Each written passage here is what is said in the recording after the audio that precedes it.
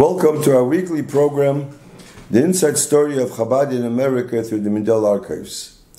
This is the third program of what is a chassid.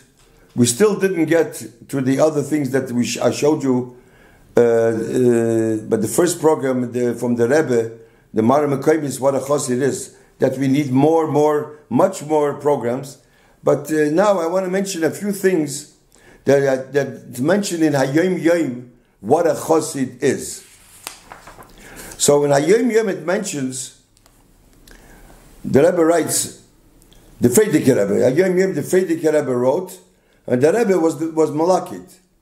But so the Rebbe writes, I'm certain that when a chassid is in shul, teaching or saying a maimer to others, is a simcha by his grandparents, and their joy is enough to provide that chassid and his children, and for his grandchildren, with an abundance of blessing b'gashmis u'v'ruchnis.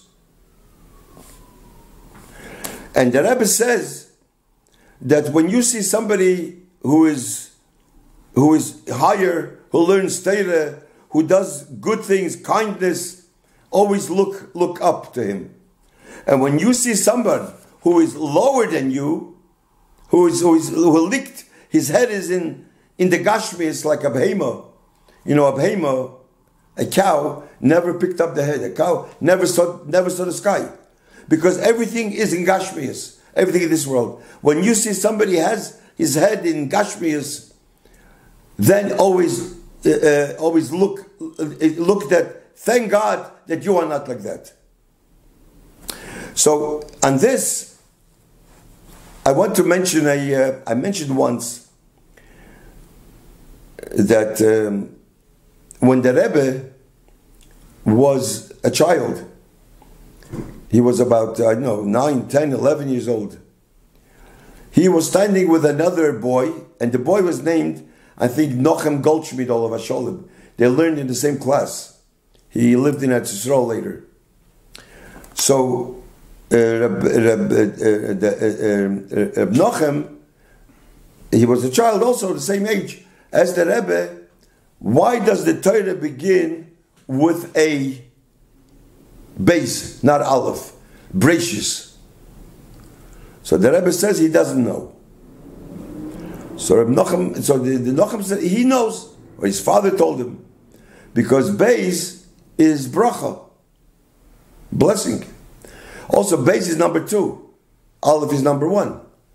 Derech eretz kodma l'Torah. He was taught, when you see somebody who has respect that comes before, then you can learn Torah, and you should always look above, always look at him higher, that he is a person of derech eretz. That's what his father told him. While the Rebbe was standing there, the Rebbe said, he also knows. And the Rebbe said like this: number 9 is a very lucky number, because 9 is emes. Aleph is 1, Mem is 40 or 4, Tov is 400, 4 and 1 is 9. 9 is emes. So 9 is lucky. Every number you multiply by 9, the answer is 9. 9 times 1 is 9. 9 times 2 is 18. 8 and 1 is 9. 9 times 3, 27. 7 and 2 is 9. Till the end. Because emes always has to go back to emes. That's why every number looks different, except 9 and 6. You take a 9, you put it upside down, becomes a 6. Because 6 is sheker. Shin is 3 or 300. Kuf is 1, Resh is 2, 6. So emes is 9. And you turn around. That's why, where is the head of a 9? The head of a 9 is on top. When you see a child that he has his head in Torah, in mitzvahs, I remember the Lashon, like always look above, as we just said about what the Frierdiker Rebbe writes about a person when you see somebody who is more in ruchnius. When you see a person that is lower, that is licked, his head is on the bottom, is in Gashmias, in the physical world, that's Sheker. That's why 9 and 6 are the opposites, the only one. Now, let's go back to the question. He said, 3 is the chazaka. 3, 3 is like you establish. If certain things happen 3 times, that's the way. 3 is the chazaka. Okay, let's establish that. Now, you asked, why does the Torah begin with a base, not aleph? If the Torah would begin with an aleph, he says, let's count. Aleph, base, gimel. 1, 2, and 3 is 6. 6 is sheker. That's false. Daled, what comes after gimel? Daled, hey, vav. 4, 5, and 6 is 15. 5 and 1 is 6. After vav comes zayin, ches, tes is 24. 4 and 2 is 6. Yud, kof, lamed is 6. Yud is 1, is 6. 6 is sheker. Then comes mem, nun, samach is 15. 5 and 1 is 6. Ayin, pei, tzadik is 24. 4 and 2 is 6. Kuf, reshin is 6. The only thing is left at tof, and that's another thing. That's something that has a meaning. So till then, that's why if I would begin with an aleph is sheker. Now let's see. Base. The Torah begins with a base. Let's start counting by 3. Base, gimel, dalet, 2, 3, and 4 is 9. 9 is emes. After dalet comes hey, vav, zayin. 5, 6, and 7 is 18. 8 and 1 is 9. Ches, tes, yud, 8, 9. Yud is 18. 8 and 1 is 9. Kof, lamed, mem. Kof is 2, 3, and 4 is 9. Then comes nun, samach, ayin is 18. 8 and 1 is 9. Pei, tzadik, kuf again is 18. Reish, shin, tov is 9. 2, 3, and 4 is 9. 9 is emes. That's why the Torah begins with a 9, with a base to show that Torah's emes. So I wanted, it reminded me to say what the Rebbe said over here. So the Rebbe says here, we should always look at people, how they guard their time. This is important of a chassid. Time must be guarded. It is urgent to accept the yoke of Torah Sabbis. This is from the Hayom Yom.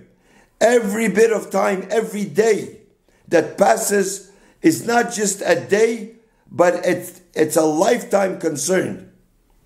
Days go by, as the Gemara says, a day enters and a day departs. A week enters and a week departs.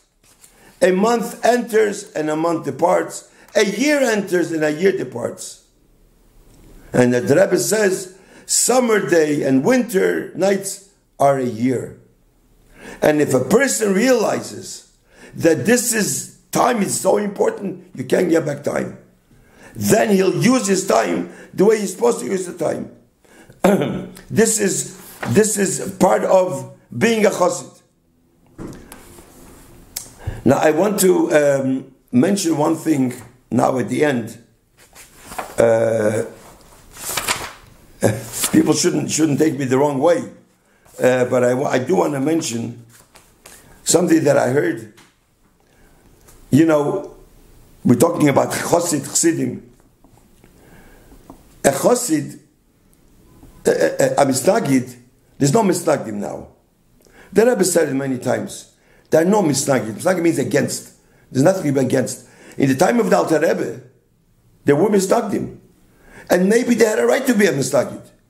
Because there was a meister there with the Askola movement, Shabbat Tzvi, they thought that Chassidus is a new thing, and that'll take away Yidden from Torah mitzvahs.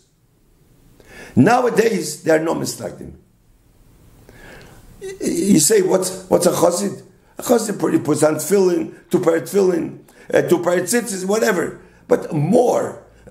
So how can it be a misnagid? There are no misnagdim now. So I'm talking now, what I'm going to tell you now, it's not negay for now, but it's a word.